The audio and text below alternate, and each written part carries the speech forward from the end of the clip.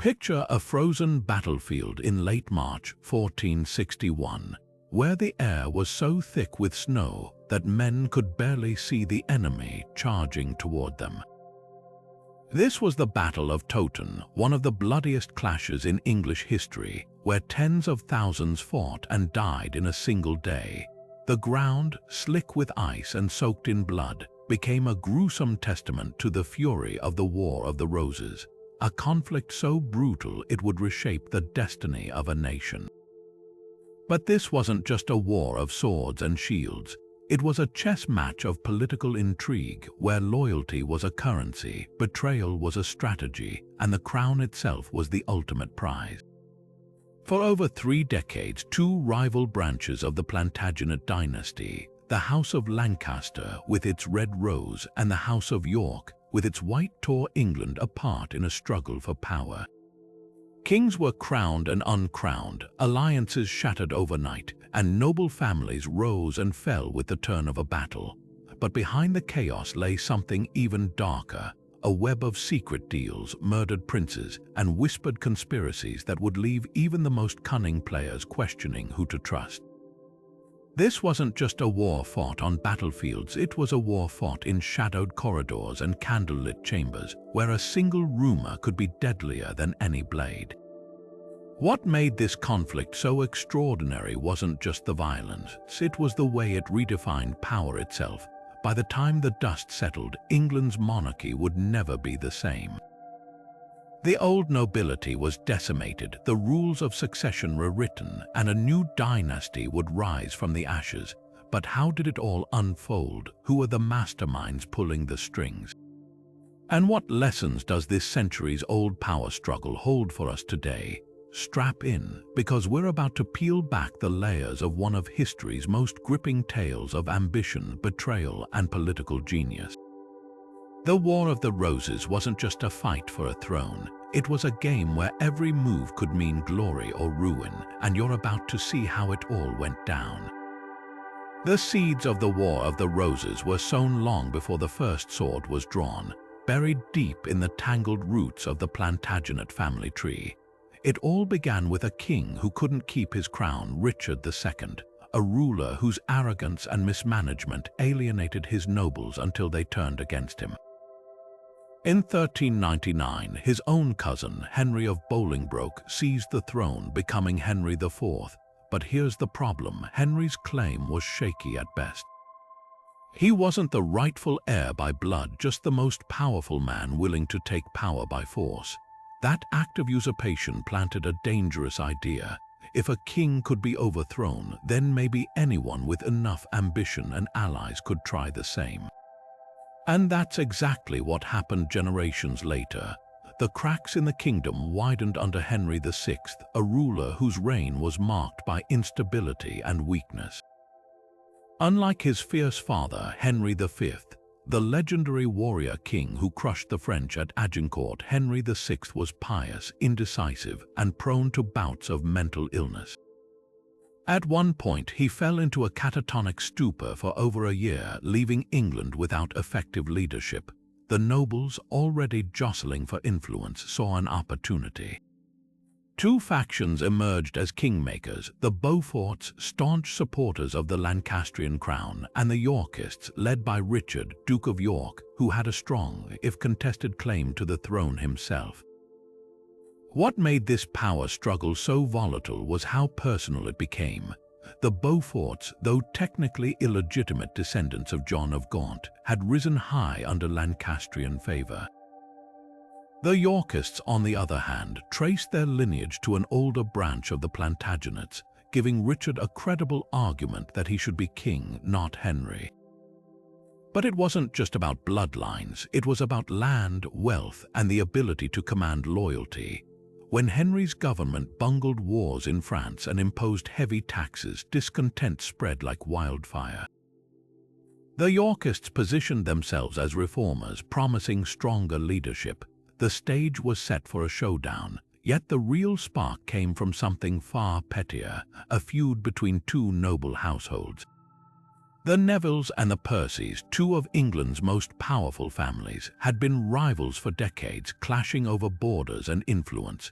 When the Nevilles threw their support behind the Yorkists and the Percys backed the Lancastrians, private grudges became political weapons. Local disputes escalated into national rebellion. By the 1450s, the kingdom wasn't just divided, it was a powder keg waiting for the right moment to explode. And when it did, the war wouldn't just decide who wore the crown, it would redefine what it meant to rule England. Henry VI's reign was less about ruling and more about surviving, a slow unraveling of authority that left England teetering on the edge of chaos. Unlike his father, the charismatic Henry V, who led armies and inspired loyalty, Henry VI was a man ill-suited for the throne. Gentle to a fault, deeply religious and painfully indecisive, he preferred prayer to politics, monasteries to battlefields. His court became a nest of schemers, each noble jockeying for influence while the king drifted, distracted by piety or paralyzed by doubt. Then came the breaking point. In 1453, Henry suffered a complete mental collapse. For over a year, he couldn't speak, recognize anyone, or even lift his head. England had a king in name only, a hollow crown on a broken man. Into that vacuum stepped Margaret of Anjou, Henry's fierce and politically savvy queen. While her husband faded, Margaret burned with ambition. A French princess by birth, she faced instant distrust from England's nobility, who saw her as an outsider. But Margaret didn't care. She recognized the danger of the Yorkists, particularly Richard, Duke of York, who eyed the throne with growing boldness. While Henry wandered the halls like a ghost, Margaret became the de facto leader of the Lancastrian cause. She rallied armies, forged alliances, and wielded power with a ruthlessness that shocked the realm. To her supporters, she was England's last hope. To her enemies, she was a woman who dared to play a man's game and played it better than most. Meanwhile, Richard of York saw his chance. As Henry's government floundered, York positioned himself as the alternative, a strong leader who could restore order. He had the bloodline, the military experience, and the backing of powerful families like the Nevilles, but Margaret wasn't about to surrender without a fight. Their clashes weren't just political, they were deeply personal. York saw Margaret as a foreign meddler, while she viewed him as a traitor masking ambition as reform. When York was named protector of the realm during Henry's illness, Margaret fought to strip him of power the moment the king regained his senses. Every move was a gamble, every alliance a knife's edge. The irony, Henry himself seemed unaware of the storm raging around him. Even after recovering, he remained passive, a pawn shuffled between factions. His weakness didn't just invite conflict, it made the war inevitable. Without a strong king, the nobles turned on each other, and the question wasn't just who would advise the throne, but who would seize it.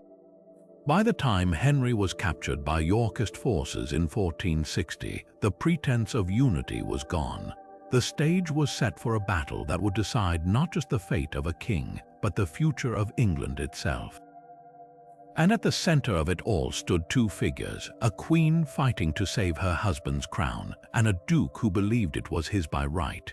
The War of the Roses wasn't just a conflict of armies, it was a collision of wills where the price of failure wasn't just defeat but annihilation. Richard, Duke of York, wasn't just another power-hungry noble, he was a man with a bloodline that made kings nervous. His claim to the throne traced back to Lionel of Antwerp, the second son of Edward III, while Henry VI's Lancastrian line descended from Edward's third son, John of Gaunt. In the strictest sense of inheritance, that made York's claim stronger. But royal succession was never just about blood, it was about power, precedent, and who had the army to back it up. York's Mortimer ancestry gave him legitimacy, but it was his political maneuvering that turned that legitimacy into a threat. When Henry VI collapsed into mental incapacity in 1453, the kingdom needed a regent, someone to rule in the king's stead. York, as the highest-ranking noble with royal blood, was the obvious choice. Named protector of the realm, he set about reforming a government riddled with corruption and mismanagement. He slashed royal expenditures, purged Lancastrian loyalists from key positions, and tried to restore order. For a moment, it seemed like England might stabilize under his firm hand. But York's real ambition simmered beneath the surface. Every policy he enacted, every ally he rewarded, wasn't just about good governance, it was about consolidating power.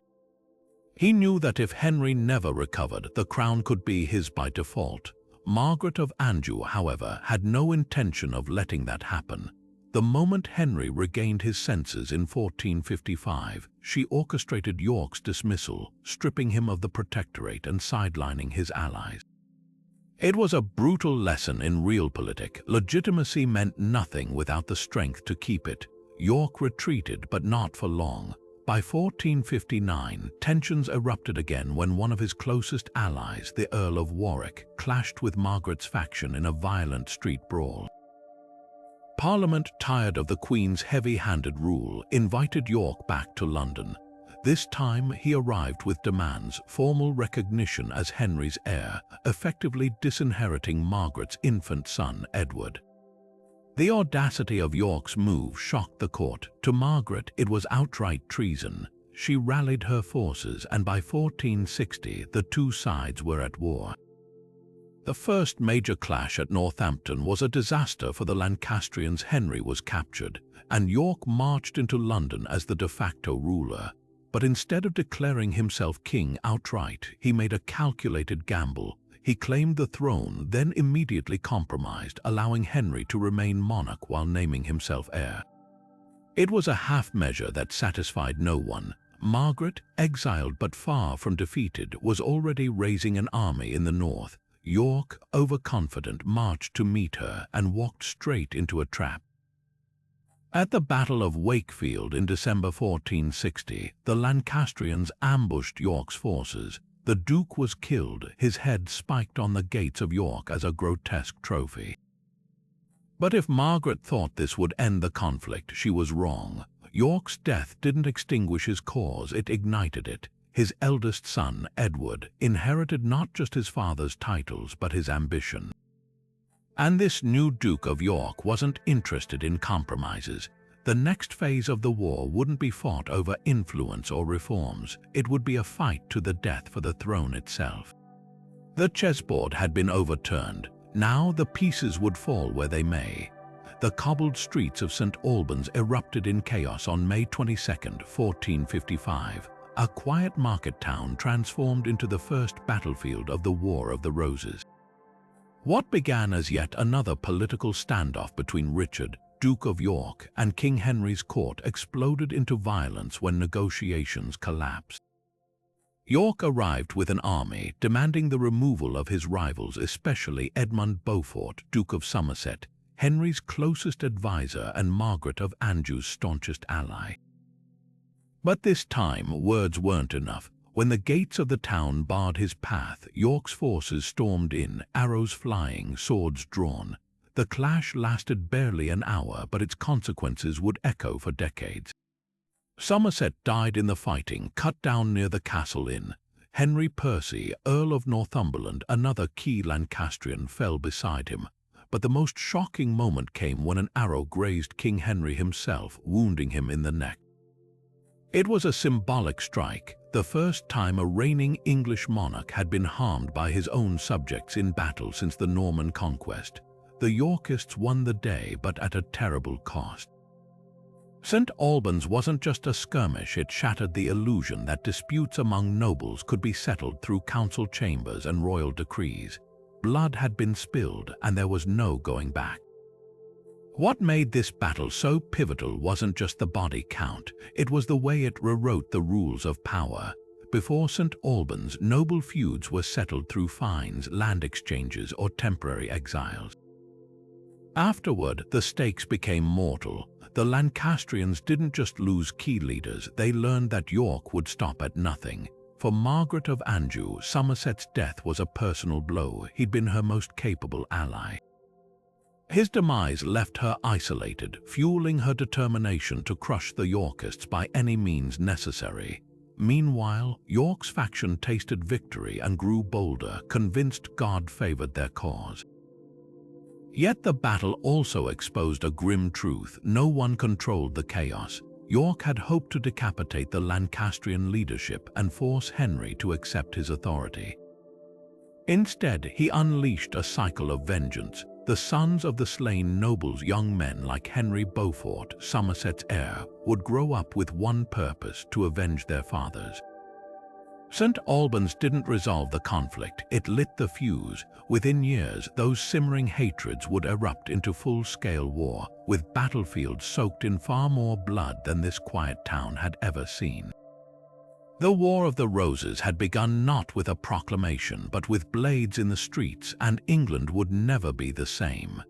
The Act of Accord in October 1460 wasn't just a political agreement, it was a detonator rigged to blow the conflict wide open.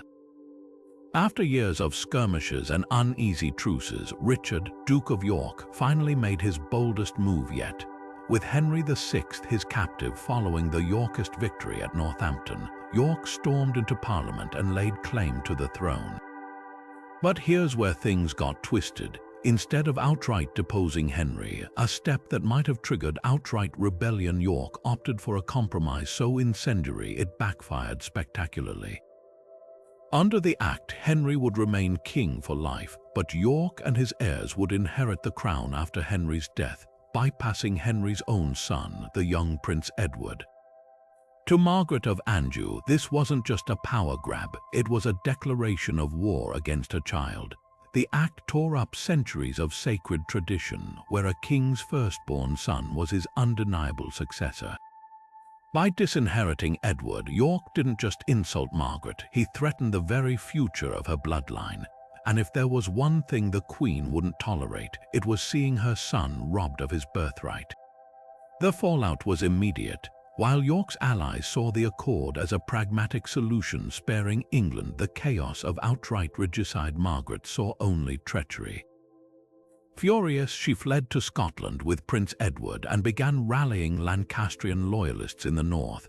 Her message was simple: York wasn't just a rebel, he was a thief stealing a child's inheritance. The Act had given her something far more powerful than an army, a cause. Now, every Lancastrian who still believed in sacred monarchy, every noble who feared York's ambition, even commoners uneasy about upending God's ordained order, had a reason to fight. For York, the accord was a fatal miscalculation. He'd assumed the threat of force and Henry's passive acceptance would be enough to legitimize his claim. But by stopping short of taking the crown outright, he left his enemies room to strike back. The Act satisfied no one. Hardline Yorkists thought it too timid. Lancastrians saw it as tyranny masquerading as law. Even neutral observers balked at its brazen rewriting of succession. And when Margaret's forces ambushed and killed York at Wakefield just 2 months later, the accord became a dead letter, written in ink but paid for in blood. The tragedy of the Act of Accord was that it solved nothing. Instead of securing peace, it deepened the divisions, turning a political struggle into a war of survival.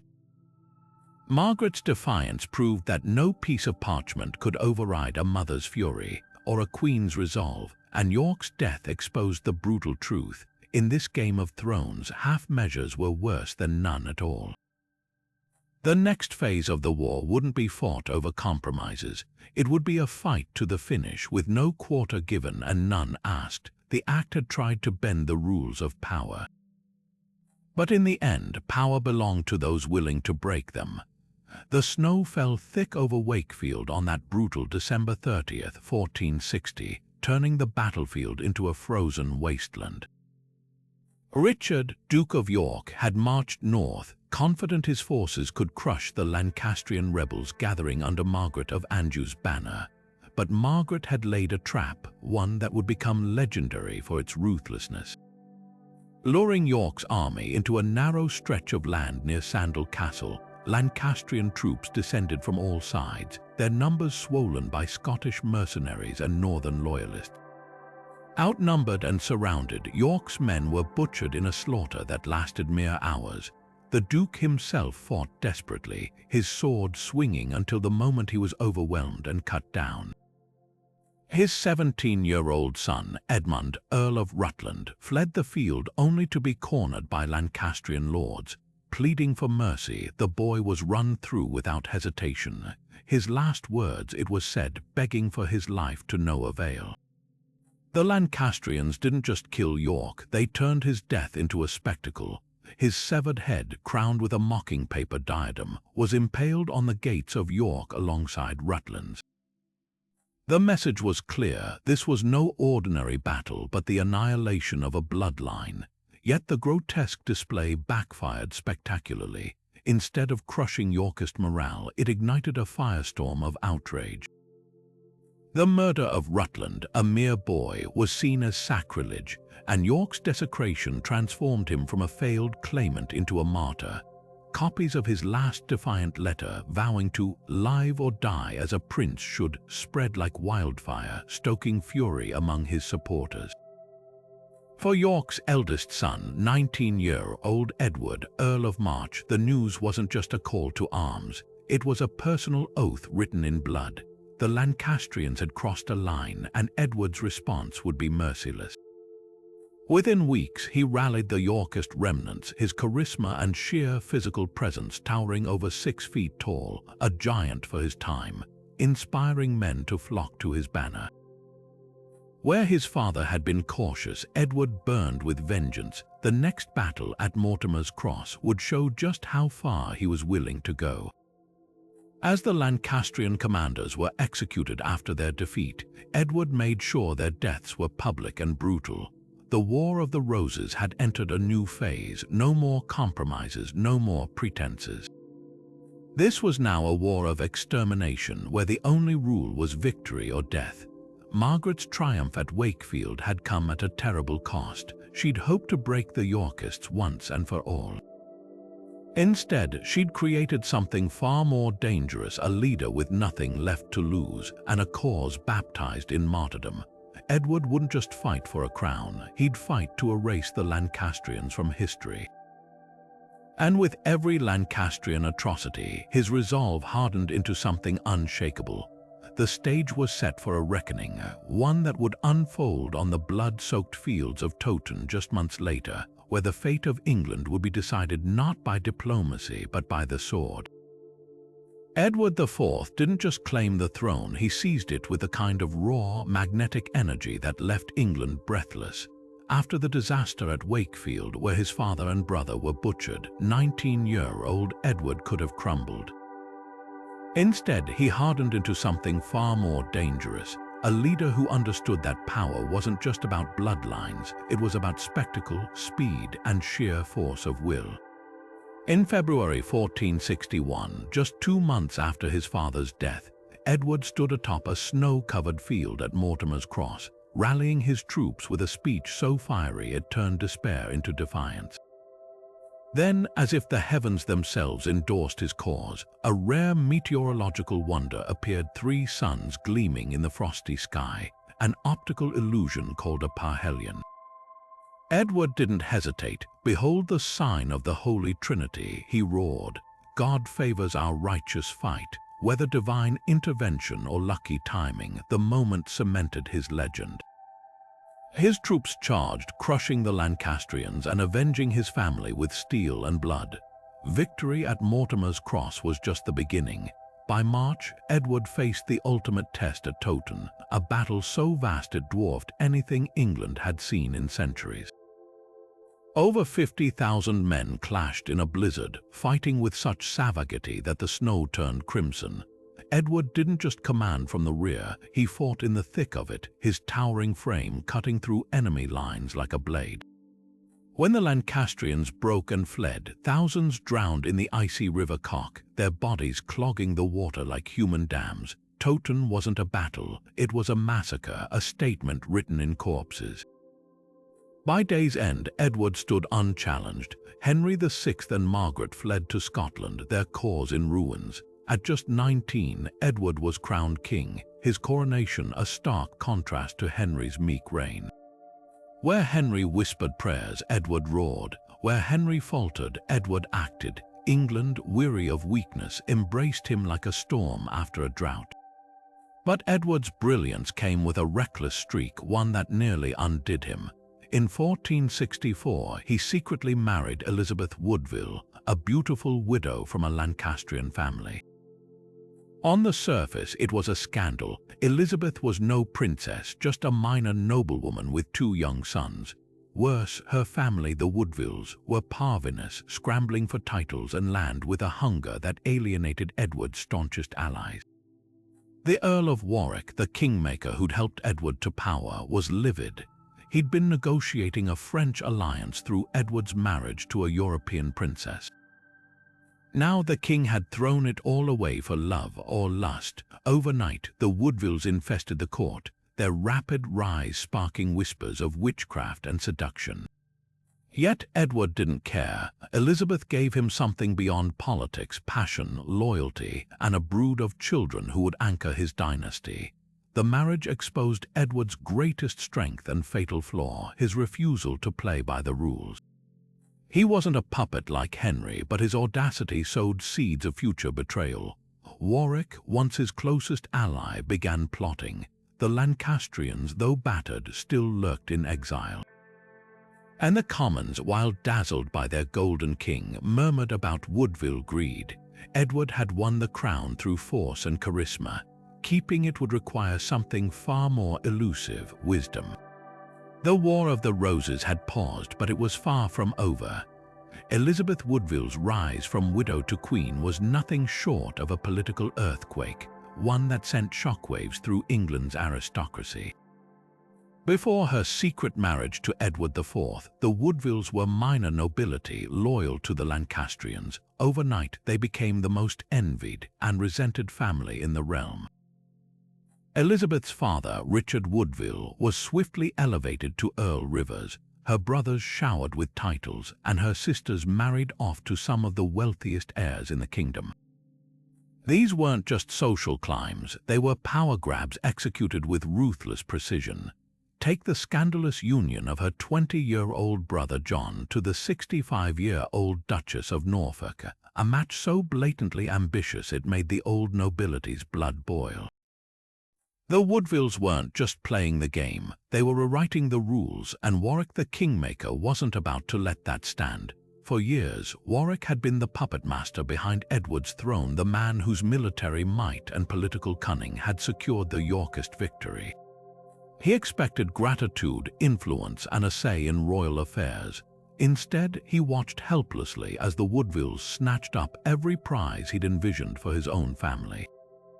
The final insult: Edward broke his promise to marry Warwick's niece, a French princess, opting instead for Elizabeth's secret wedding.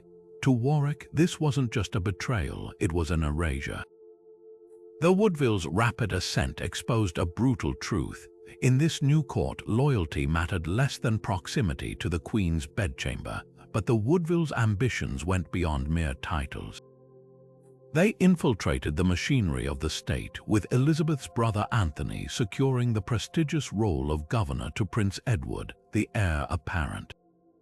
Their control over the young prince's upbringing wasn't just symbolic, it was a direct threat to Warwick's future influence. Meanwhile, Elizabeth herself proved no passive consort. She wielded soft power masterfully, arranging marriages that bound noble families to her kin, while her sharp political instincts made her Edward's closest advisor. The old guard recoiled. To them, the Woodvilles were upstarts, their blood too common to mingle with ancient lineages. Warwick, once Edward's staunchest ally, now saw the writing on the wall. If he didn't act, the Woodvilles would eclipse him entirely. The backlash wasn't just whispered in shadowed corridors, it erupted into open rebellion.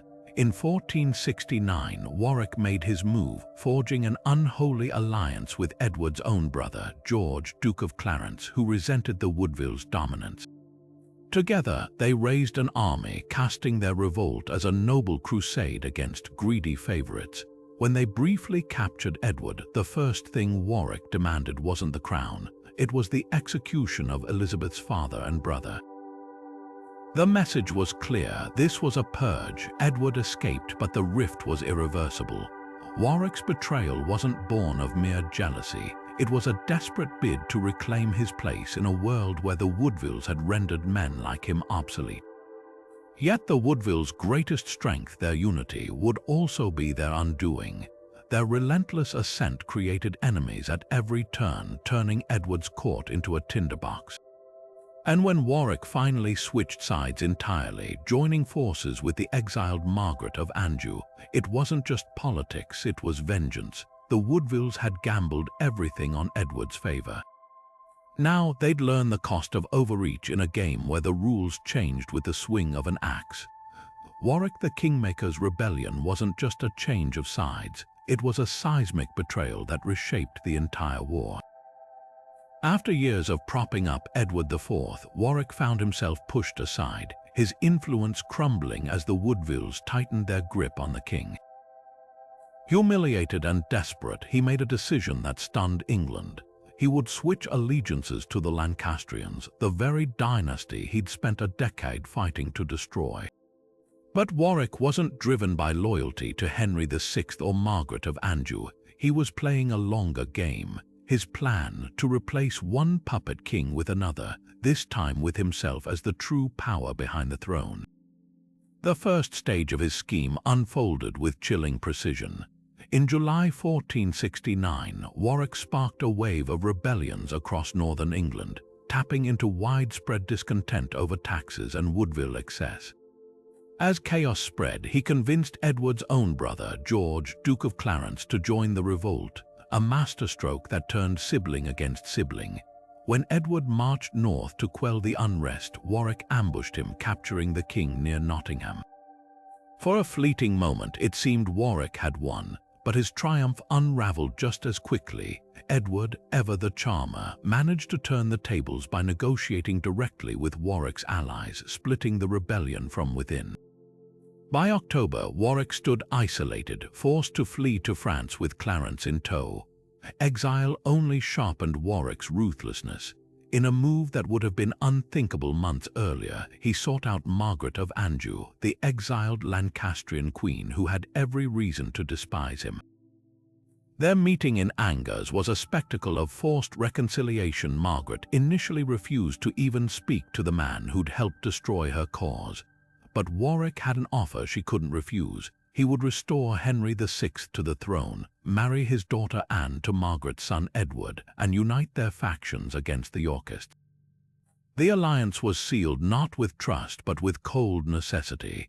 In September 1470, Warwick invaded England with French backing, catching Edward off guard. The king, distracted by rebellions in the north, found his support evaporating overnight. Nobles who'd once fought for York now flocked to Warwick's banner, sensing the winds had shifted. By October, Edward was forced to flee to Burgundy, leaving London defenseless. Warwick marched into the capital, freed Henry VI from the Tower, where he'd been imprisoned for years, and paraded the broken king through the streets like a relic. Henry, frail and half senseless, was thrust back onto the throne, a hollow figurehead for Warwick's new regime. But Warwick's triumph was built on quicksand. His alliance with Margaret was fragile, his control over England tenuous. Edward, exiled but undefeated, bided his time in Burgundy, gathering mercenaries and plotting his return. When he landed in Yorkshire in March 1471, Warwick's grip began to slip. The stage was set for a final confrontation at Barnet, where fog, confusion, and bitter grudges would collide.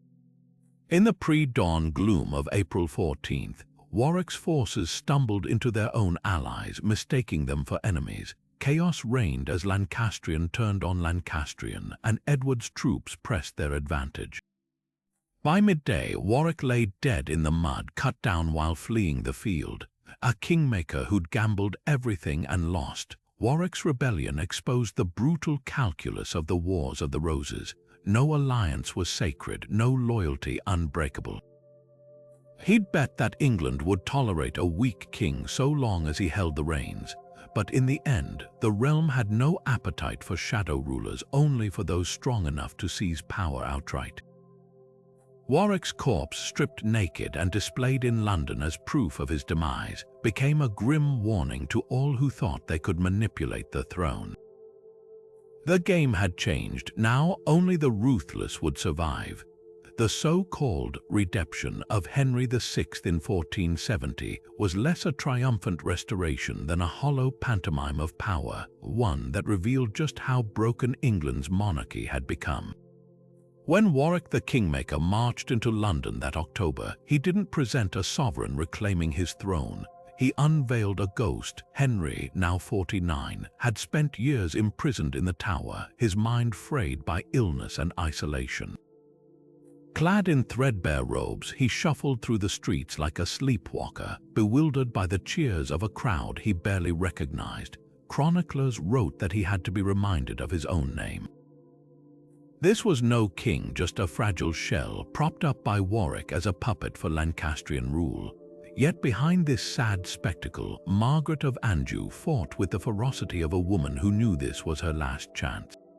Still exiled in France, she raced to gather reinforcements, bargaining with Louis XI for ships and mercenaries.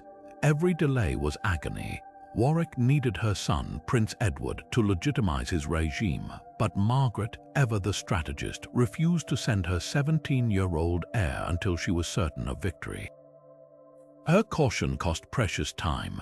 By the time she finally sailed for England in April 1471, Edward IV had already returned from Burgundy, landing in Yorkshire with a band of hardened mercenaries.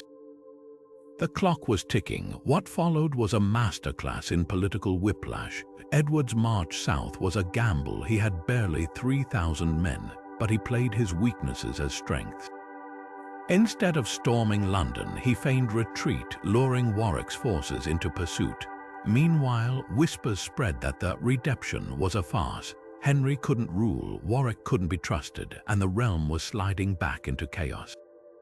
Towns that had welcomed Lancastrian envoys weeks earlier now barred their gates. Even the weather turned traitor. When Margaret's fleet finally neared England, a storm scattered her ships, delaying her landing by critical days.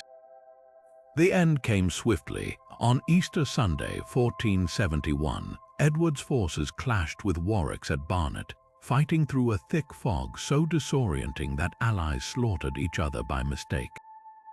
Warwick, the architect of so many revolutions, died in the mud run through as he fled. Just 3 weeks later, Margaret's belated army met Edward's at Tewkesbury. Prince Edward, the last hope of Lancaster, fell in battle, though whether he died fighting or was executed afterward remains one of the war's ugliest mysteries. Margaret was captured, her defiance finally broken. As for Henry, the frail king was quietly returned to the Tower, where he conveniently died days later, likely murdered on Edward's orders. The redemption had lasted barely 6 months. Its collapse proved a brutal truth. In this war, sentiment meant nothing. Only strength, ruthless, unflinching, could hold the crown. The field at Tewkesbury on May 4, 1471, wasn't just a battlefield. It was a slaughterhouse, the final act of a dynasty's desperate struggle for survival. Margaret of Anjou, ever the warrior queen, had raced against time to reach her husband, Henry VI, before Edward IV's forces could stop her. But fate was merciless. Edward, younger, faster, and hungry for vengeance, intercepted her army near the River Severn, trapping the Lancastrians against the water's edge. The terrain favored the Yorkists from the start, a series of hedges and ditches that broke Margaret's lines into disorganized pockets, perfect for Edward's disciplined troops to pick apart. Then came the moment that shattered Lancastrian hopes forever. Prince Edward of Westminster, Margaret's 17-year-old son and the last beacon of the Lancastrian cause, led a reckless charge against Edward's right flank. It was a move born of desperation, not strategy. The Yorkist line held firm, and within minutes the prince's men were surrounded, cut down by arrows and poleaxes. What happened next depends on who you believe. Yorkist chroniclers claim the prince died honorably in the fray. Others whispered darker tales that he was captured, dragged before Edward IV, and executed on the spot, his pleas for mercy met with cold silence. Either way, his death wasn't just a military loss, it was the extinction of a bloodline. Margaret, hearing the news from the rear, reportedly collapsed, her scream echoing across the field. With the battle lost, the Lancastrian leadership unraveled. The Duke of Somerset, one of Margaret's last loyal commanders, fled to Tewkesbury Abbey seeking sanctuary. But Edward wasn't in a forgiving mood. After a perfunctory trial, Somerset and his officers were hauled out and beheaded in the town square, their heads mounted on pikes as a warning. Margaret herself was captured days later, found hiding in a nearby priory. The once indomitable queen was now a broken prisoner, her fire extinguished. Yet the most convenient death came weeks later. Henry VI, frail and half-mad, was still technically king, a figurehead too dangerous to leave alive. On May 21st, shortly after Edward's triumphant return to London, Henry died in the Tower under suspicious circumstances. Official records claimed natural causes, but no one believed it.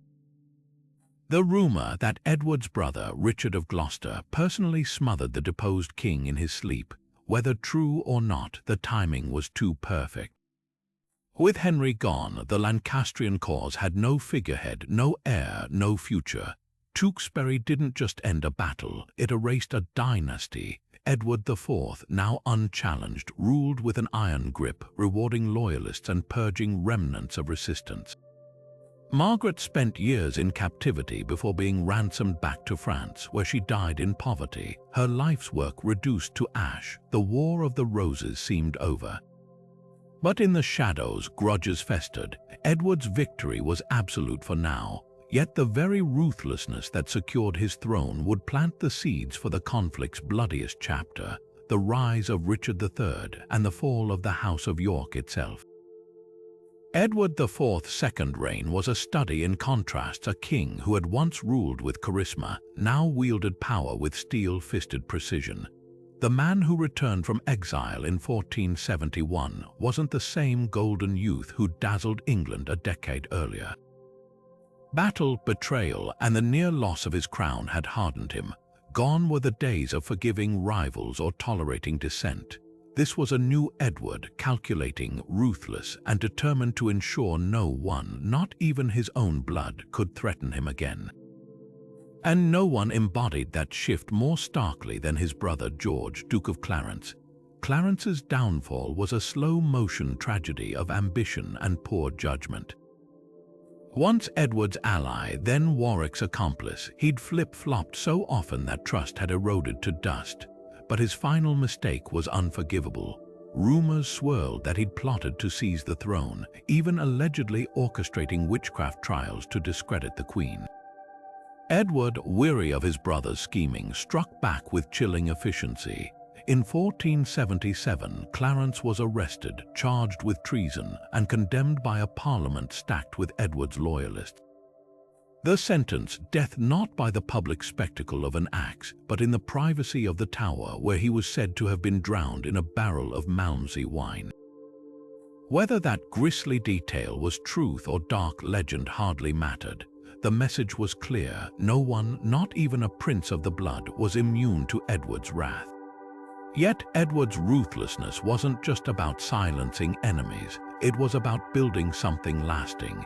His financial reforms revolutionized the crown's stability. He slashed wasteful spending, reclaimed royal lands alienated during the wars, and leaned heavily on customs revenues rather than unpopular taxes. By auditing his officials and personally overseeing accounts, he turned a bankrupt monarchy solvent. This wasn't just good governance, it was political genius. Wealth meant independence, no more begging Parliament for funds, no more owing favors to grasping nobles. Edward's treasury became his strongest weapon, funding a lavish court that projected power without the need for constant war. But beneath the surface, tensions simmered. The Woodvilles, still loathed by the old aristocracy, clung to their influence, their hunger for titles and marriages alienating even Edward's staunchest supporters. And then there was the quiet, watchful presence of Edward's youngest brother, Richard of Gloucester, loyal to a fault, but with ambitions of his own. Edward's health, too, began to falter by the early 1480s, his once powerful frame succumbing to indulgence and illness. The stability he'd fought so hard to create was fragile, built on the personal force of his will rather than lasting institutions. When he died unexpectedly in April 1483 at just 40, England held its breath. The crown passed to his 12-year-old son, Edward V, a boy king in a realm where child monarchs were catnip for schemers. The wars might have ended, but the game was far from over.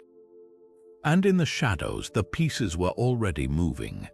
The Tower of London in the summer of 1483 should have been a temporary residence for 12-year-old Edward V, a stopover on his journey to coronation.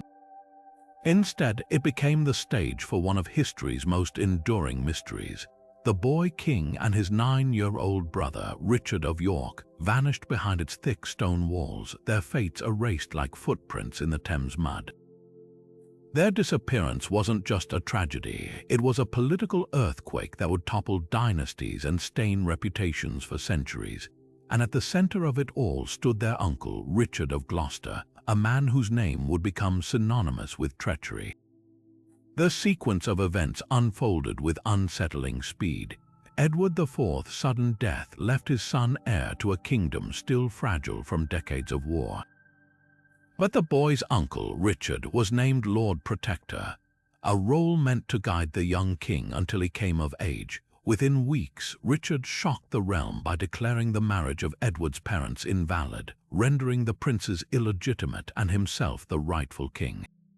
Witnesses reported seeing the boys playing in the tower's gardens as late as June, their laughter drifting over the walls, then silence, no funeral, no bodies, just whispers.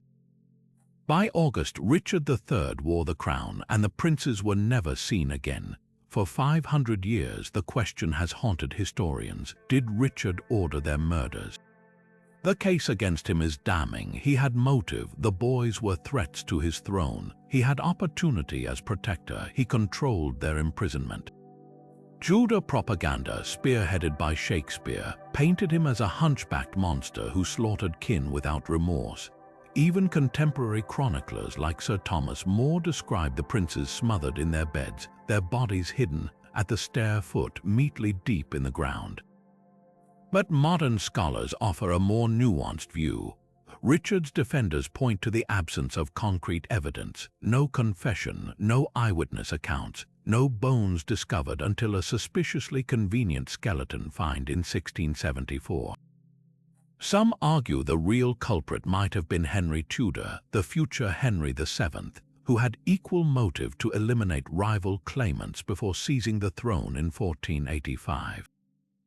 Others suspect the Duke of Buckingham, Richard's ally turned rebel, who may have acted without orders. The truth is buried deeper than the tower's foundations, obscured by time and Tudor spin. What makes this mystery so compelling isn't just the whodunit, it's how the story shaped history. Richard's reputation, whether deserved or not, became the justification for Henry Tudor's invasion. The prince's ghostly absence lent moral weight to the Tudor claim, painting their rise as divine justice. Every royal portrait, every Shakespearean soliloquy, reinforced the narrative of a wicked uncle stealing crowns from innocent children. Yet archaeology offers eerie silence. The bones found in the tower and later interred at Westminster, modern analysis can't confirm they belong to the princes at all. The princes in the tower remain frozen in time, their fate a riddle wrapped in political vendettas and shifting loyalties. Their disappearance wasn't just a crime, it was the birth of a legend, one that still divides historians today. Was Richard III a ruthless usurper or a maligned ruler whose story was rewritten by the victors? The answer may lie somewhere in the shadows between fact and propaganda, where the line between monarchy and myth blurs beyond recognition.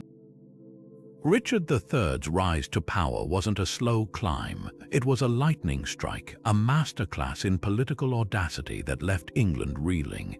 Just weeks after his brother Edward IV's death in April 1483, Richard went from loyal uncle to usurper in a series of moves so swift they smacked of long-laid plans. His first act, isolating the young Edward V. Under the guise of preparing for the boy's coronation, Richard intercepted the royal party en route to London, taking protective custody of his 12-year-old nephew. The boy's maternal relatives, the despised Woodvilles, were arrested or scattered, their influence neutered overnight. Then came the bombshell. Richard declared Edward IV's marriage to Elizabeth Woodville invalid, claiming his brother had been secretly betrothed to another woman years earlier. If true, this meant the princes were illegitimate, their claim to the throne void. Conveniently, it also made Richard, as Edward's sole surviving adult brother, the rightful heir. But was this scheme premeditated or improvised? The evidence cuts both ways. Richard's defenders argue he acted out of necessity, facing a Woodville plot to control the boy king. After years of war, another child monarch surrounded by power-hungry in-laws might have spelled disaster, yet the ruthlessness of his actions suggests deeper calculation. Take the execution of Lord Hastings, Edward IV's closest friend. At a council meeting in June, Richard accused Hastings of treason and had him beheaded without trial, a chilling warning to anyone who might oppose his bid for power. Then there's the fate of Edward's other son, 9-year-old Richard of York. Initially spared, the boy was later persuaded to join his brother in the Tower under the pretense of safety. Neither would be seen again. The speed of Richard's coronation just 3 days after declaring the prince's bastards hints at urgency. A man reacting to crisis wouldn't have moved so decisively. A man executing a long-conceived plan would. Yet his public justifications reveal cracks in the narrative. The claim of Edward's pre-contract relied on the testimony of a single bishop, Robert Stillington, whose motives remain murky. No betrothal documents surfaced, and Elizabeth Woodville's family vehemently denied the allegation. More damning, Richard never presented the princes to the public after midsummer 1483, fueling suspicions they'd been eliminated. The truth may lie somewhere between cold ambition and desperate pragmatism. Richard had spent years as Edward's loyal lieutenant, governing the fractious north with efficiency. He knew better than anyone how fragile peace could be. Perhaps he genuinely believed only a strong, undisputed ruler could prevent another civil war, and that he alone could fill that role. But his methods, the disappearances, the rushed legalities, the silencing of dissent left a stain even his supporters couldn't ignore. By the time he was crowned on July 6th, the whispers had begun. A king who seized power through such means would never rule unchallenged. And in the shadows, a new threat was gathering. Henry Tudor, waiting across the Channel, ready to spin Richard's ruthlessness into a rallying cry for rebellion. The stage was set for one final, bloody act in the Wars of the Roses. Buckingham's rebellion in 1483 wasn't just a revolt, it was a seismic betrayal, a moment when Richard III's carefully constructed regime began to unravel at the hands of the very man who helped put him on the throne. Henry Stafford, Duke of Buckingham, had been Richard's staunchest ally, instrumental in declaring Edward IV's sons illegitimate and securing Richard's coronation. Yet by October, barely 3 months after Richard's rise, Buckingham was marching an army against him. The question that still haunts historians is simple: why? What could make a loyal collaborator turn so decisively against a king he'd helped create? The answer may lie in the shadows of the Tower and in the ambitions of an exiled Welsh nobleman named Henry Tudor. Rumors about the prince's fate had begun circulating within weeks of Richard's coronation. Though their disappearance was never officially confirmed, the absence of public sightings bred suspicion. Buckingham, once Richard's right hand, suddenly found himself associated with a regime accused of child murder, a toxic liability for any nobleman. But there were other factors at play. Richard's abrupt redistribution of lands and titles, favoring northern allies over southern magnates like Buckingham, left many feeling sidelined. The Duke, who'd expected rich rewards for his loyalty, reportedly grew disillusioned when promises went unfulfilled. Then came the clincher, contact with Margaret Beaufort, Henry Tudor's formidable mother, who'd been quietly weaving a network of dissent. Her message to Buckingham was tantalizing: support Henry's claim, marry him to Edward IV's daughter Elizabeth of York, and unite the warring factions under a new dynasty. The rebellion itself was a patchwork of misfires and bad luck. Planned as a coordinated uprising across southern England, it collapsed due to poor timing and relentless autumn rains that swelled rivers, isolating Buckingham's forces. Richard, ever the strategist, moved with brutal efficiency.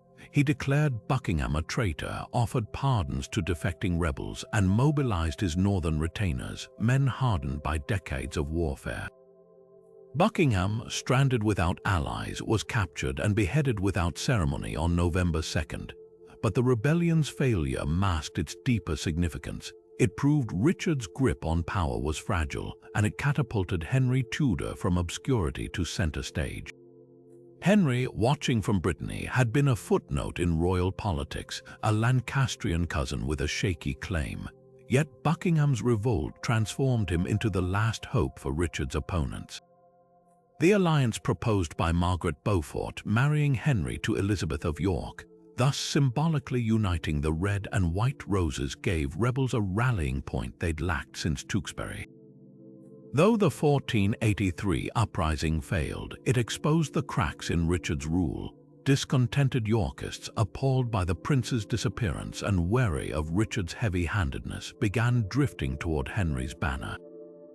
The stage was set for a final, decisive clash, one that would play out 2 years later on the fields of Bosworth, where Richard's reign would end as abruptly as it began, in betrayal, blood, and the birth of a new era.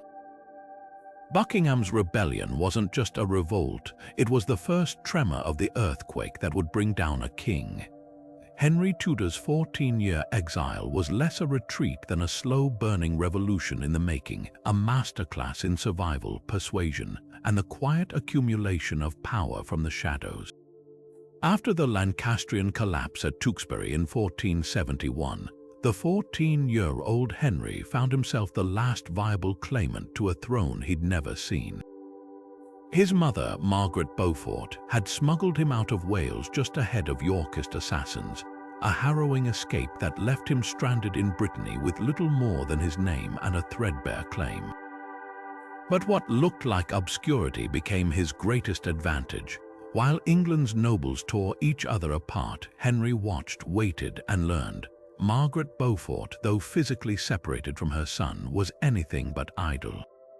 A political savant with nerves of steel, she navigated the treacherous courts of Edward IV and later Richard III, playing the loyal subject while secretly weaving a web of alliances.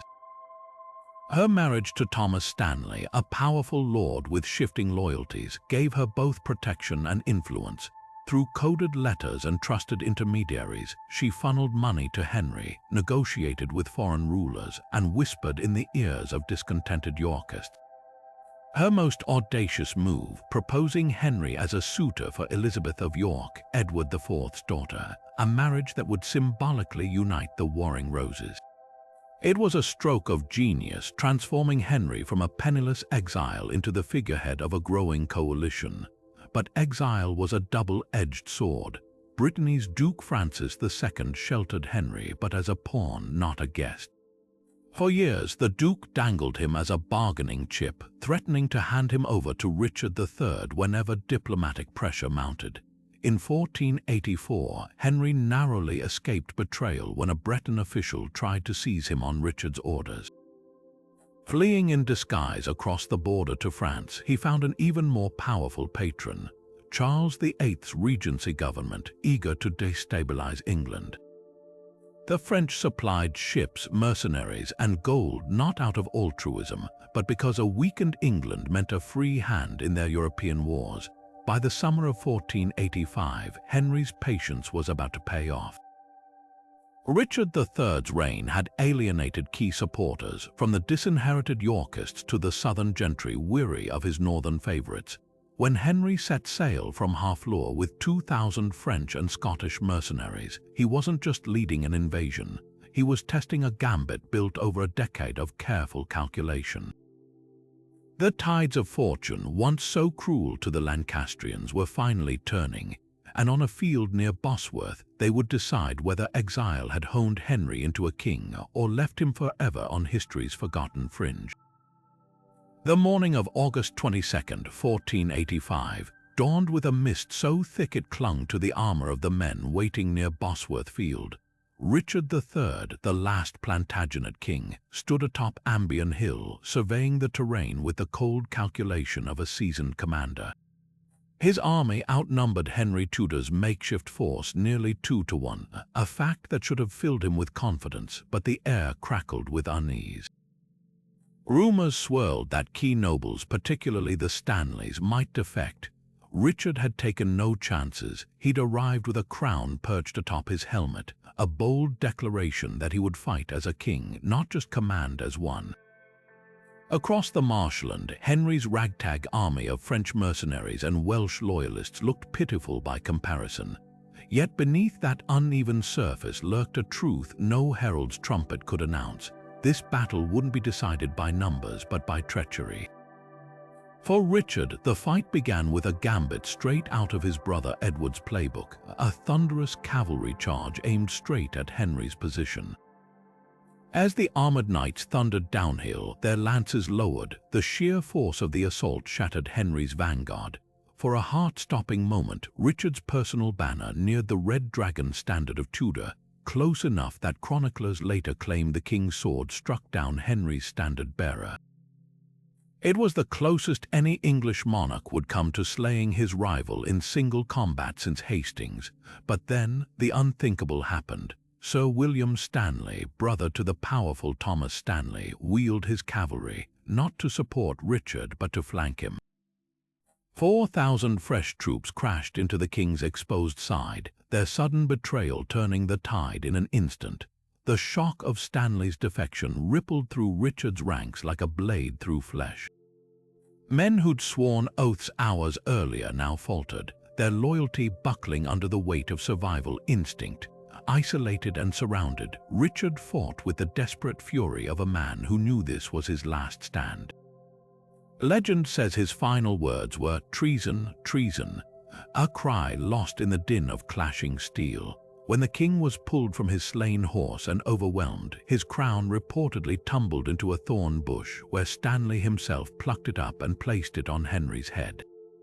The symbolism was brutal. A dynasty ended not with a coronation but with a scavenger's prize. Bosworth wasn't just a battle, it was the death rattle of Plantagenet rule. Richard's broken body, stripped naked and slung over a horse like common loot, became a grisly emblem of the new order. Henry's victory was far from inevitable. It hinged on split-second betrayals, the vagaries of weather, and the unspoken weariness of a nation exhausted by civil war. The Tudors would spin the battle as divine providence, the rightful triumph of Lancaster's heir. But in truth, it was something far messier, the climax of 3 decades of shifting alliances, where loyalty was as fluid as the marsh beneath the soldier's boots. With Richard's death, the Wars of the Roses didn't so much conclude as collapse, leaving Henry to gather the pieces and forge a myth strong enough to hold them together. The Plantagenets, once England's longest reigning dynasty, exited not with a eulogy but with the crunch of bone under a Welshman's boot.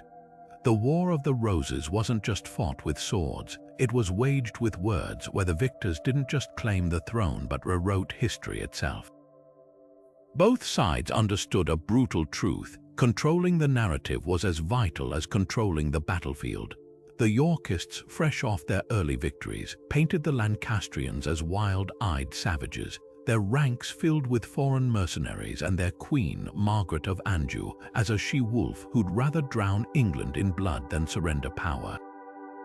Chroniclers sympathetic to York spread tales of Lancastrian atrocities: villages burned, prisoners butchered, even the desecration of York's corpse at Wakefield. These weren't just reports, they were psychological weapons designed to turn public opinion against Henry VI's faction and justify the Yorkist uprising as a righteous crusade against chaos. But the Tudors perfected the art of historical sabotage. After Bosworth, Henry VII faced a thorny problem: how to legitimize a claim built on conquest and thin blood ties. The answer: demolish Richard III's reputation so thoroughly that any alternative, even a relatively unknown exile like Henry, seemed preferable. Enter court historians like Polydore Virgil and later Thomas More, who crafted a villain so grotesque he'd make Shakespeare salivate. Richard became the hunchbacked monster who murdered his nephews, poisoned his wife, and even plotted the death of his own brother Clarence. Never mind that Virgil's chronicle was commissioned by Henry himself, or that More's account, written decades later, relied heavily on gossip from Richard's enemies. The narrative stuck because it served a purpose: to frame Tudor rule not as another bloody power grab, but as divine deliverance from a tyrant. The contrasts in propaganda tactics reveal the desperation of each side. Yorkist accounts emphasized Margaret's foreignness, her French roots, her reliance on Scottish mercenaries, playing on England's deep-seated distrust of outsiders. Meanwhile, Tudor chroniclers weaponized Richard's physical deformities, twisting his scoliosis into an outward sign of moral corruption. These weren't neutral observations, they were deliberate choices to exploit medieval beliefs that a crooked body housed a crooked soul. Even the princes in the Tower, whose true fate may never be known, became indispensable props in this smear campaign. By the time Shakespeare immortalized Richard as a bottled spider, the Tudors had achieved something remarkable. They'd turned historical revisionism into dynastic bedrock. Yet the most insidious effect of this propaganda war wasn't just how it shaped contemporary opinion, it's how it warped history for centuries. Yorkist-leaning chronicles, though biased, at least drew from living witnesses. Tudor narratives written after Bosworth faced no such constraints. Virgil and More could invent dialogues, exaggerate crimes, and omit inconvenient truths without fear of contradiction. The result: a Richard III so thoroughly demonized that it took 500 years and the discovery of his lost skeleton to challenge the caricature. Even today, the debate rages: was Richard a murderous usurper or a pragmatic ruler maligned by the winners? The answer lies somewhere in the fog between fact and fabrication, where every chronicle was less a record than a weapon, and history belonged to those who told it best. Margaret of Anjou didn't just navigate the brutal politics of the Wars of the Roses. She weaponized them, bending the rigid constraints of medieval womanhood into a blade of pure political will. While kings and dukes clashed on battlefields, Margaret fought in the shadows, leveraging every tool denied to her by gender: diplomacy, propaganda, and sheer, ruthless pragmatism. As Henry VI's mind unraveled, she became the de facto leader of the Lancastrian cause, raising armies in his name, negotiating with foreign courts, and even leading charges, actions that would have been celebrated in a man but were twisted into proof of her unnatural ambition by Yorkist chroniclers. When they called her a she-wolf, it wasn't just an insult, it was a backhanded testament to how thoroughly she terrified them. Then there was Cecily Neville, the Rose of Raby, whose quiet brilliance lay in her ability to wield influence without ever seeming to grasp for it. Mother to two kings, Edward IV and Richard III, Cecily mastered the art of soft power. While men shouted orders, she cultivated alliances through marriages, patronage, and a reputation for piety that masked her steel core. When Edward's scandalous marriage to Elizabeth Woodville threatened Yorkist unity, it was Cecily who smoothed tensions even as she privately seethed. Her greatest power: survival. She outlived husbands, sons, and entire dynasties, becoming the living memory of a war that consumed lesser figures. But no woman played the long game like Margaret Beaufort. Stripped of her son Henry Tudor at age 13 after his father's death, she spent decades plotting his return from exile with the precision of a master strategist. While others fought with swords, Margaret fought with quills and ledgers, forging alliances through marriages, loans, and whispers in the right ears. Her calculated marriage to Thomas Stanley, a man whose loyalty shifted with the wind, wasn't romance, it was a chess move, placing her close enough to power to strike when the moment came. By the time Henry landed at Milford Haven, Margaret's network of spies and financiers had already paved his path. These women didn't just live through the Wars of the Roses, they shaped them, proving that in a world of kings, the sharpest weapons were often wielded from the sidelines. The countryside bore the deepest scars of the Wars of the Roses, not just from battles, but from the merciless campaigning that turned fertile lands into wastelands. Armies didn't just clash, they lived off the land, stripping villages of food, burning crops to deny enemies resources, and conscripting farmers at sword point. Chroniclers described fields littered with unharvested wheat, orchards reduced to charred stumps, and entire regions where the only sound was the cawing of crows over abandoned homesteads. The economic toll was staggering. Tax revenues collapsed as harvests failed, trade routes withered under banditry, and once prosperous towns like Ludlow and St. Albans became synonymous with ruin. Even decades later, records show villages still pleading for tax relief, their populations halved by flight or famine. The nobility fared no better. War was astronomically expensive. A single campaign could bankrupt a lord who outfitted knights with armor, horses, and retinues. Many resorted to mortgaging ancestral lands or borrowing from Italian bankers at crushing interest. The Duke of Buckingham, before his rebellion, was said to have pawned his wife's jewels just to pay soldiers.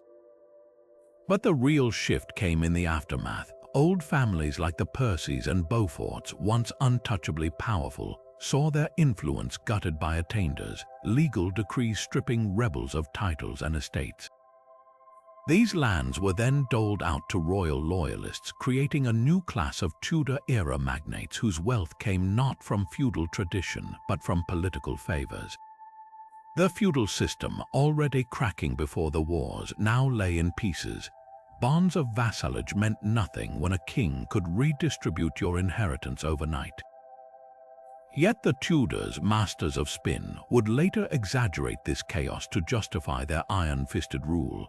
Henry VII's propagandists painted the wars as a near-apocalyptic time of wolves, where lawlessness reigned and commoners cowered in terror. Reality was more nuanced. While the conflict disrupted regional economies, areas untouched by marching armies often thrived. London's merchants, for instance, grew richer financing both sides, while wool exports to Flanders never fully ceased. The Tudors amplified the worst anecdotes like the notorious Bastard of Fauconberg's raid on London to craft a myth of national salvation, their message. Only a strong central monarchy could prevent such anarchy from returning. It was a brilliant manipulation, turning pockets of genuine suffering into a blanket narrative that served their dynasty's grip on power. Peasants, ironically, sometimes benefited from the upheaval. With lords distracted or dead, many villeins seized the chance to flee serfdom, migrating to towns where labor shortages granted bargaining power. The wars accelerated the decline of feudal obligations, paving the way for the wage economy of Tudor England. But this silver lining came at a brutal cost. The true legacy of the wars wasn't just broken castles or shifting elites. It was a profound erosion of trust. After decades of seeing crowns change hands at sword point, the English had learned a hard lesson. Loyalty was fleeting, and power, not principle, ruled the day. That cynicism would linger long after Bosworth, shaping a nation wary of civil war but ripe for absolutist rule. The War of the Roses wasn't just a clash of kings, it was a patchwork of regional grudges where ancient loyalties and local vendettas turned England into a chessboard of warring territories. The north became Lancaster's stronghold, a land of rugged hills and defiant castles where the red rose bloomed. Here, the Percys of Northumberland ruled like uncrowned kings, their loyalty to Henry VI as much about tradition as it was about their bitter rivalry with the Nevilles, York's most powerful allies. Meanwhile, the south, especially London and the prosperous eastern counties, leaned toward York. drawn to Edward IV's charisma and the promise of stable trade. This wasn't merely a political divide, it was a cultural chasm. Northerners viewed Southerners as soft, scheming courtiers, while Southern nobles sneered at their northern counterparts as uncouth warlords. Geography didn't just shape the war, it dictated its very soul. Take the Percy Neville feud, a private quarrel that exploded into national significance. For generations, these two families had clashed over borderlands, marriages gone sour, and slights muttered in crowded halls. But when Richard Neville, Earl of Warwick, threw his weight behind York, the Percys doubled down on Lancaster, not out of love for Henry VI, but out of sheer hatred for their Neville rivals. Their battles at places like Stamford Bridge and Hedgeley Moor weren't just about crowns. They were about settling scores that predated the war by decades. The irony, these local spats gave the conflict its ferocity. Men fought less for abstract ideals like legitimacy and more for the lord who'd protected their village or the neighbor who'd stolen their sheep. Yet the lines weren't always neatly drawn. Wales, for instance, fractured along its own fault lines. Some valleys rallied to Henry Tudor, a son of Welsh blood, while others, like those loyal to the Yorkist Herbert family, fought tooth and nail against him. Even London, ostensibly York's heartland, had Lancastrian sympathizers whispering in its alleyways. The war's chaos lay in this very unpredictability. A lord's allegiance might hinge on which cousin married into which family, or which monarch had last granted them a parcel of land. When the Stanley brothers hesitated at Bosworth, their decision wasn't just political, it was deeply personal, shaped by decades of tangled regional politics. What made these divides so explosive was how they fed into the broader conflict. A petty skirmish over a northern pasture could escalate into a royal crisis if the Percy Neville feud happened to intersect with a Yorkist march. Conversely, the collapse of central authority under Henry VI allowed old grudges to flare unchecked, turning England into a mosaic of mini-wars. By the time Edward IV seized power, he didn't just face a rival king, he confronted a kingdom where every hill and valley had its own idea of loyalty. The War of the Roses wasn't one war at all. It was 100 smaller wars fought under the banner of roses but fueled by the timeless engine of human ambition, the desire to rule, to resist, or simply to survive. The War of the Roses was never just an English affair. It was a chess piece in a far larger game, one played across the courts and battlefields of Europe. France, under the cunning Louis XI, saw opportunity in England's chaos, while publicly offering tepid support to his Lancastrian cousins. After all, Margaret of Anjou was French by birth. Louis played both sides with ruthless pragmatism. He bankrolled Margaret's exiles just enough to keep the war simmering, weakening England while he consolidated his own power. French gold financed mercenaries for Lancastrian invasions, but never enough to guarantee victory, only enough to ensure the English bled themselves white. Meanwhile, Louis whispered promises to Warwick during the Kingmaker's rebellion, dangling the prospect of French recognition if he overthrew Edward IV. It was a masterclass in manipulation. Keeping England fractured meant France could reclaim lost territories without firing a shot. Across the Channel, Burgundy emerged as the Yorkists' lifeline. Duke Philip the Good and later Charles the Bold weren't motivated by altruism but by cold economics. England was Burgundy's chief market for wool, and a stable, Yorkist-friendly government meant uninterrupted trade. When Edward IV fled to Burgundy in 1470 after Warwick's betrayal, Charles sheltered him not out of charity, but because a Yorkist restoration aligned with Burgundian interests. The Duke's support wasn't free. Edward returned the favor by sending English archers to fight in Burgundy's wars against France. This interplay of commerce and politics reached its peak when Edward's sister Margaret married Charles, binding the Yorkists to Burgundy in a dynastic knot that outlasted the war itself. But the most audacious foreign gambit came from Scotland, where James III alternately backed Lancastrian exiles or raided English borders, depending on which tactic promised the greatest territorial gains. Scottish involvement turned the northern marches into a battleground of shifting loyalties, with clans like the Douglases playing both sides. For Scotland, England's turmoil was a chance to reclaim lost strongholds like Berwick-upon-Tweed, a prize that changed hands 13 times in 2 centuries. The war's European connections reveal a brutal truth. England's nobility weren't just fighting for a crown. They were pawns in a continental power struggle where every alliance had a price, and even victory could leave the realm indebted to foreign masters. The Wars of the Roses didn't just reshape England, they reshaped the balance of power in a Europe where no nation's trouble stayed within its borders. Henry VII didn't just win the crown at Bosworth, he rewrote history itself, stitching together a narrative so compelling it would endure for centuries.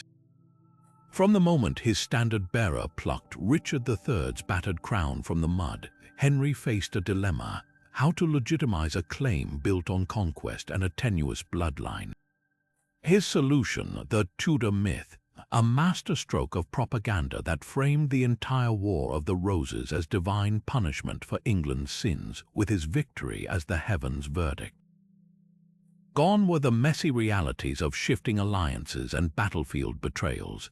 In their place, Henry crafted a parable of cosmic justice where the villainous Richard, a usurper who murdered his own nephews, was overthrown by the righteous Henry, God's chosen instrument of deliverance. This wasn't just political spin, it was a wholesale reinvention of memory. Henry's marriage to Elizabeth of York, daughter of Edward IV, became more than a union. It was a symbol, the union of the 2 roses that healed generations of division. The imagery was everywhere, in court pageants, illuminated manuscripts, even the royal emblems that adorned tapestries and coins. The Tudor rose, with its interwoven red and white petals, wasn't just pretty heraldry, it was a visual mantra, hammering home the message that Henry's reign had ended the chaos. Never mind that the wars had largely petered out years before Bosworth. Henry repackaged them as a 30-year nightmare from which only he could awaken England. Shakespeare, writing over a century later under Henry's granddaughter Elizabeth, cemented this myth in cultural amber. His portrayal of Richard III as a poisonous bunch-backed toad who snarled his way to power wasn't just theatre, it was Tudor-approved history. The Bard's plays, performed for audiences whose grandparents had lived through the wars, reduced complex figures to melodrama. Saintly Henry VI, the tragic princes in the Tower, and the hunchbacked Richard, whose villainy justified Tudor rule. Shakespeare didn't invent these tropes, he amplified Henry's own propaganda, turning political necessity into literary canon. Yet the Tudor myth's brilliance lay in its flexibility. For commoners, it offered a comforting moral. The wars were God's punishment for noble greed, and obedience to the Tudors would keep the peace. For the nobility, it served as a warning: any challenge to Henry's fragile dynasty risked plunging England back into the abyss. Even Henry's heavy taxation and spy networks could be justified as the price of stability. The myth's grip was so strong that it distorted historical record for generations. Chroniclers like Polydore Virgil, commissioned by Henry, systematically airbrushed inconvenient truths, from Margaret of Anjou's strategic genius to the fact that many Lancastrians had fought for principle, not tyranny. The legacy of this narrative still lingers. Modern historians, armed with archives and archaeology, have chipped away at the caricatures, revealing Richard as a complex ruler, not a pantomime monster, and the wars as more nuanced than a simple morality play. Yet pop culture clings to the Tudor version, from dramatic reenactments to television adaptations that recycle Shakespeare's tropes. Henry's greatest victory wasn't at Bosworth, it was in convincing the world that his rise wasn't just power politics but providence. The Wars of the Roses didn't end with a battle, they ended with a story. one so gripping it turned a usurper into a savior and a bloodstained past into a nationalist fairy tale. The War of the Roses didn't just reshape England's monarchy, it invented the playbook for modern political warfare. Behind the clashing swords and heraldic banners, nobles perfected tactics we'd recognize today: spin doctoring long before press releases, character assassination centuries before smear campaigns.